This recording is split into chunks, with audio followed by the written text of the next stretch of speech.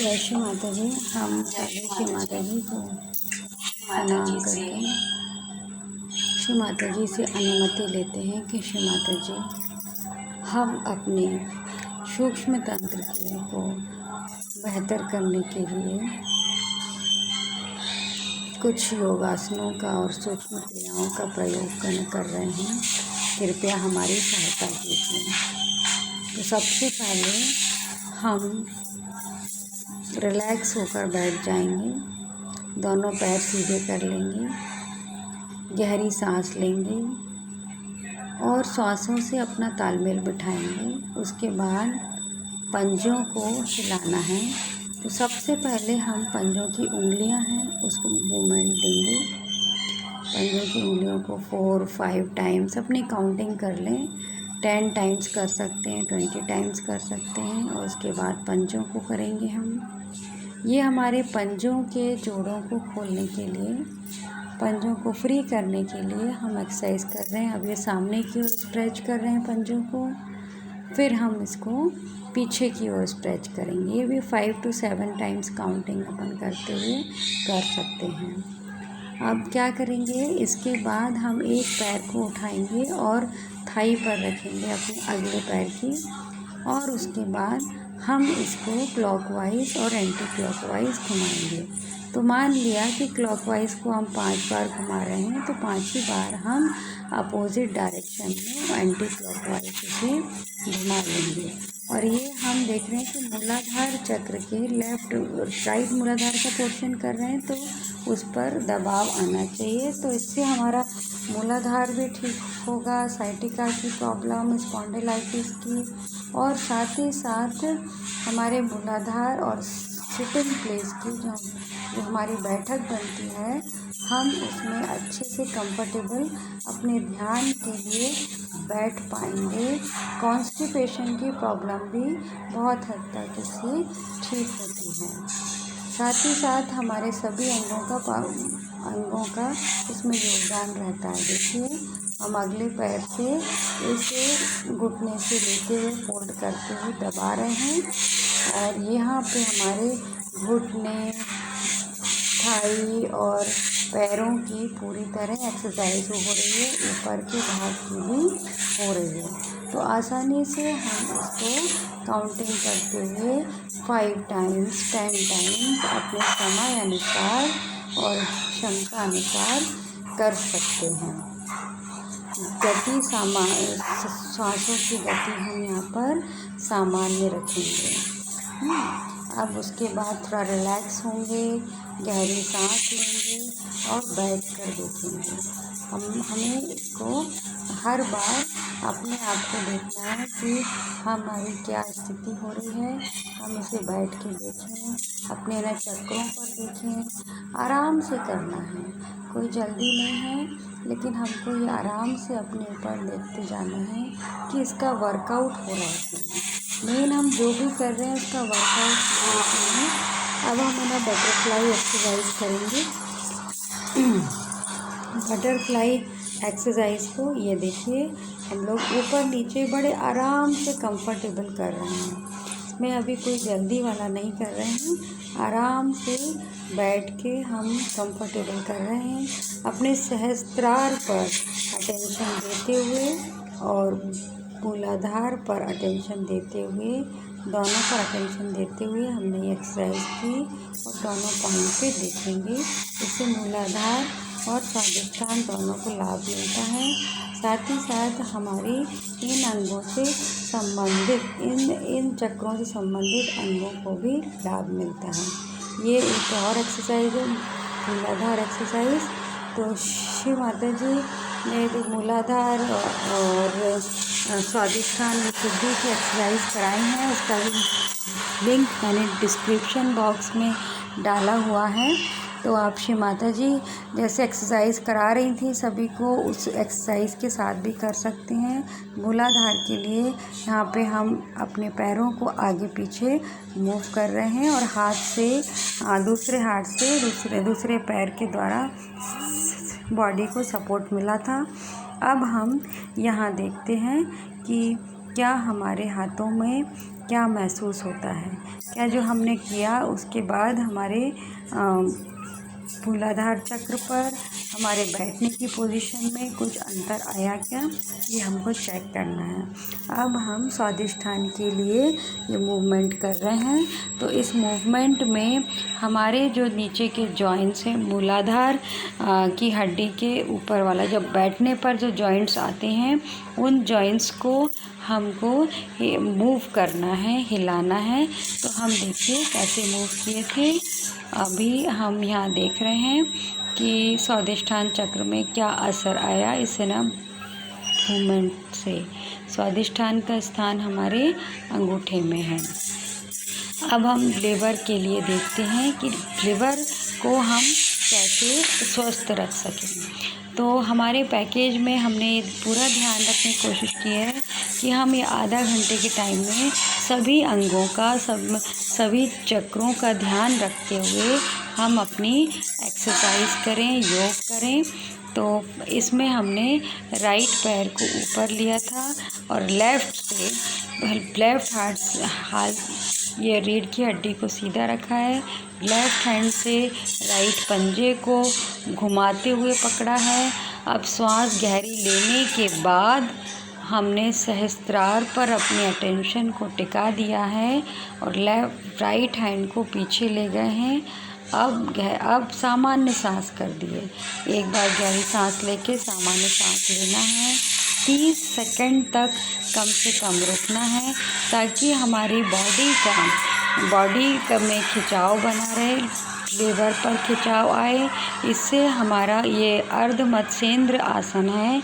इससे हमारा साइटिका, बैठने का पोस्चर, लीवर पर स्ट्रेच आता है और लीवर अपने फंक्शन प्रॉपरली कर लेता है। इससे हमारे शोल्डर, हिप्स, नेक और स्पाइन की फ्लेक्सिबिलिटी बढ़ती है।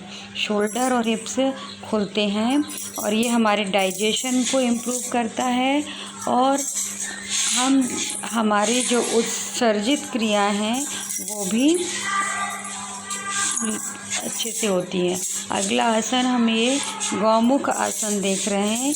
गौमुख आसन, इसमें गाय के समान मुख बनाते हैं और जिस पैर को हम ऊपर रखते हैं उसी पैर के हाथ को पीछे ले जाके अगले हाथ से फोल्ड करते हैं। उसके बाद हमारा अटेंशन को हम सहस्त्रार पर लगा देते हैं और फिर गहरी सांस ये पहली बार लेने के बाद श्वासों का पूर्ण तरीके से श्वासों पर ही ध्यान देते हैं कि श्वास कहाँ से आ रही है और कहाँ जा रही है। ये हमारे शोल्डर का जो कड़कपन है, स्टिफनेस है, उसको ठीक करती है और स्पाइन को भी लंबा करती है। साथ ही साथ ये बेड पोस्चर जो बॉडी का होता है उससे भी हमें राहत देती है।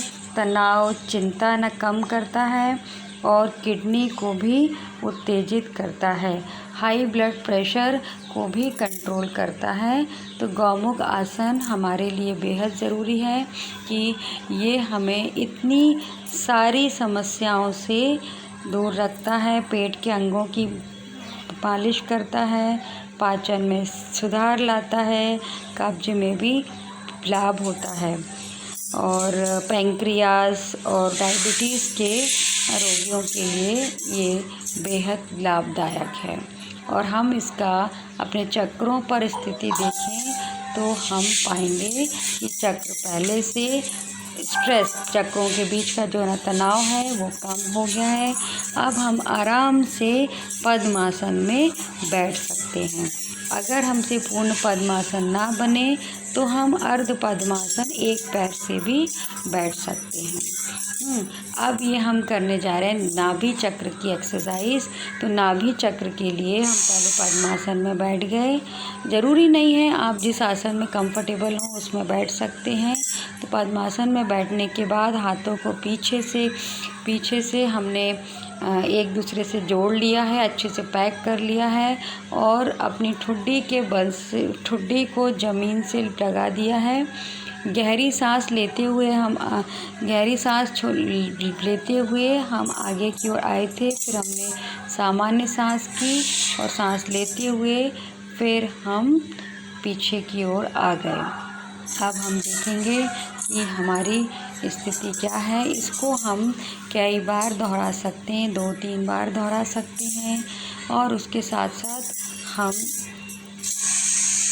अब सूक्ष्म क्रिया करेंगे जो हमारे गर्दन के लिए है, ये विशुद्धि के लिए है। जिस तरीके से हम कुंडलनी उठा के बंधन लेते हैं वैसे ही हम इसको ऊपर लेते जा रहे हैं, लेकिन यहाँ पर बांधना नहीं है। हाथों को ऊंचाई तक ले जाते हुए फिर खींचना है। अपने हाथों को जितना ऊंचा हम खींच सकते हैं उतना खींचना है, ताकि हमारे शोल्डर पर दबाव आए और हमारे शोल्डर खुलें, जिससे हमारी विशुद्धि, हमारे कंधे और हमारी गर्दन को आराम मिले। इससे हमारे मस्तिष्क पर भी प्रभाव पड़ता है, आँखों पर प्रभाव पड़ता है और हम जो है बेहतर कंसंट्रेट कर पाते हैं। अगले के लिए अब हम ये सूक्ष्म क्रियाएं कर रहे हैं, जिससे कि हमारी कलाई, हाथ और कोहनी का मूवमेंट जो है वो फ्री हो। तो ये हम कुछ सूक्ष्म क्रियाएं कर रहे हैं। इनमें हमने पूर्ण ध्यान रखा है कि हमारा टेंशन सहस्त्रार पर रहे और हम सामान्य गति से सांस लेते रहें।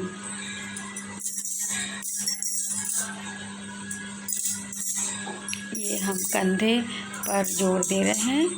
अब उसके बाद हम ये एक्सरसाइज कर रहे हैं जिससे कि कंपन होता है। गहरी सांस लेके दोनों हाथों से सिर के पीछे से दबा रहे हैं, बैक पोर्शन से। और हम ये काउंटिंग करते हुए कर सकते हैं, 20 तक गिनते हुए कर सकते हैं। लेफ़्ट से भी ना दबाएंगे, लेफ़्ट कान के ऊपर से, राइट कान के ऊपर से। और काउंटिंग हम बराबर रखेंगे, जितना पीछे रखिए उतनी साइड में भी काउंटिंग रखेंगे। गहरी सांस लेने के बाद ही दबाव डालेंगे, जिससे कि हमारे मस्तिष्क में कंपन हो और ब्लड सर्कुलेशन बढ़े। ब्लड सर्कुलेशन बढ़ने से हमारा ब्रेन जो है वो सुचारू रूप से कार्य कर पाता है। तो ये हमने अपने मस्तिष्क के लिए भी एक्सरसाइज की है, ताकि उसका सर्कुलेशन बढ़े, ब्लड सर्कुलेशन बढ़े, जो कि हमें कंसंट्रेशन, किसी चीज़ को फोकस करने में बहुत मदद करेगा। और साथ ही साथ हमारे ध्यान के आनंद को, हमारे ध्यान की गुणवत्ता जो क्वालिटी है और उसमें समय बढ़ाना है, उसमें भी मदद करेगा, क्योंकि विशुद्धि चक्र बहुत इम्पॉर्टेंट रोल अदा करता है। अगली हम सूक्ष्म क्रिया गर्दन के लिए कर रहे हैं। इसमें आगे की ओर गर्दन लेके आते हैं तो सांस छोड़ते हुए, और पीछे की ओर ले जाते हैं तो सांस भरते हुए हम जो है पीछे की ओर गर्दन को लेके जाते हैं। आराम से पूर्णतः करना है क्रिया को। हो सकता है शुरू में हम ना कर पाएँ, लेकिन धीरे धीरे जब इसमें हम इसको महसूस करते जाएंगे अपने सूक्ष्म तंत्र के लेवल पे, तो आसानी से हम इन सब क्रियाओं पर संतुलन प्राप्त कर सकते हैं। लेफ़्ट टू राइट करना है, आगे पीछे करना है, और साथ ही साथ अब हम इसको क्लॉकवाइज और एंटी क्लॉकवाइज भी घुमा सकते हैं। तो ये हम इसमें यहाँ पर ये याद रखेंगे कि अगर हम 3-4 टाइम्स कर्व घुमा रहे हैं तो क्लॉकवाइज में भी 3-4 टाइम्स घुमाएंगे, और उसके विपरीत एंटी क्लॉकवाइज करेंगे तब भी वैसे ही घुमाएंगे। यहाँ हम अपने गर्दन और विशुद्धि चक्र को पूर्णतः खोलने के लिए ये कार्य कर रहे हैं, ताकि हम अपना ध्यान को बेहतर कर पाएँ उसमें, और वाइब्रेशन भी हमारे बढ़ें। विशुद्धि चक्र की जैसे जैसे हम एक्सरसाइज करते जाते हैं और उसमें जो वो वर्कआउट होने पर हमें वाइब्रेशन अच्छे महसूस होने लग जाते हैं, वाइब्रेशन में क्लैरिटी आती है और हम अपने ध्यान की स्थिति को समझ पाते हैं। अब हम विशुद्धि में उसको चेक कर रहे हैं कि क्या स्थिति है। अगर कुछ डाउट लगता है, कुछ भारीपन लगता है, तो हम अगली भी एक्सरसाइज जो श्री माता जी ने विशुद्धि और आज्ञा पे कराई है वो करेंगे। फ़िलहाल हम अपने हार्ट का भी ध्यान रखते हुए और अपने आप को संतुलित करते हुए, राइट वालों के लिए ये है कि हम लेफ़्ट से सांस लेंगे और राइट से छोड़ेंगे। राइट से छोड़ते वक्त पूर्णतः अटेंशन राइट पे रखना है और सहस्त्रार पर रखना है, यानी राइट नोस्ट्रिल्स पे रखेंगे जहाँ से सांस छोड़ी जा रही है। तो ये बड़ी ही सावधानी से करना है। ये कम से कम हम 4-5 बार कर सकते हैं कि गहरी सांस ली हमने लेफ़्ट से और राइट में छोड़ते हुए रुकेंगे, उसे रुक कर देख रहे हैं, रुक कर देखेंगे। देखते हुए अगर हम उसको सहस्त्रार से जोड़ पाते हैं तो हम अपने अंदर एक बेहतर शांति और संतुलन प्राप्त करते हैं। ये हम कम से कम 10-20 बार कर सकते हैं। राइट साइडेड पर्सनालिटी इसको कर सकते हैं। लेफ्ट साइडेड वाले अनुलोम विलोम और भी कपालभाति कर सकते हैं। और हम यहाँ पे अगली एक्सरसाइज जो श्री माता जी ने विशुद्धि की आज्ञा की एक्सरसाइज कराई है, उस एक्सरसाइज को भी करेंगे। उसके लिए हमने अपने चेहरे को श्री माता जी की तरफ कर लिया है और श्री माता जी ने जैसी एक्सरसाइज कराई है वो इस लिंक इसके डिस्क्रिप्शन बॉक्स में आप देख सकते हैं। उसकी लिंक डाली गई है और आप उसे बेहतर श्री माता जी के साथ कर सकते हैं। तो पहले हमने क्या किया कि अपनी जीभ को ऊपर की ओर फोल्ड कर लिया है। उसके बाद चेहरे को आगे की ओर झुकाए, यानी कौन हमारी जो ठुड्डी है उसको हमने गर्दन से टिका दिया था और अटेंशन सहस्त्रार पे रखा था। अब वैसे ही हम पीछे की ओर कर रहे हैं, गर्दन को पीछे की ओर ले गए हैं, अटेंशन सहस्त्रार पे टिकाया, कानों में हमने उंगली डाल के न लॉक कर लिया है उसे। अब गहरी जीभ हमारी पलटी हुई है। अब गहरी सांस लेकर, और सांस को छोड़ना नहीं है, अपने पीछे की ओर ऊपर की ओर श्वास को खींचते हुए पेट को न दबाना है और जितनी शक्ति है हमारी उतनी देर तक रोक के रखना है। अटेंशन सहस्त्रार पे ही रहे और वापस हम अपने हाथ को नीचे ले आएंगे और नॉर्मल रहेंगे। देखें कि हमारी क्या स्थिति है। उसके बाद हम राइट और लेफ़्ट में भी अपने सिर को झुकाएंगे श्री माता जी की ओर देखते हुए। लेफ़्ट में और राइट में झुकाना है। तो पहले हम राइट साइड वाले पोर्शन को लेफ़्ट की ओर झुका रहे हैं। लेफ़्ट वाली गर्दन पे लेफ़्ट कंधे पे रखेंगे और श्री माता जी को की बिंदी की ओर देखेंगे बिना किसी विचार के, और अटेंशन हमारा सहस्त्रार पे ही रहेगा। उसी प्रकार से हम अब सेंटर में आ गए।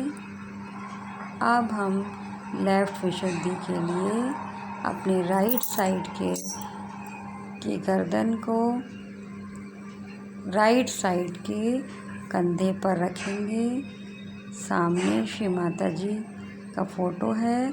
हम श्री माता जी की प्रतिमा को निहार रहे हैं और धीरे से हम वापस नॉर्मल आ जाते हैं। फिर अपनी स्थिति को देखते हैं। हम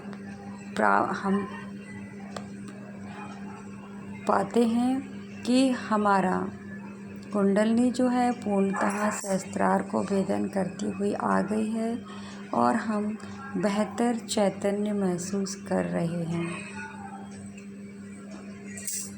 श्री माता जी को इस अनुभव के लिए धन्यवाद देते हैं और प्रणाम करते हैं। उसके बाद हम कुंडलनी उठाकर बंधन ले लेंगे। जय श्री माता जी। सहज योग आज का महायोग, और सहज योग के द्वारा हम स्वयं को जान सकते हैं और जो हमारे लिए लाभकारी है वो चीज़ें हम तक श्री माता जी के द्वारा आ ही जाती हैं। Thank you for watching. जय श्री माता जी।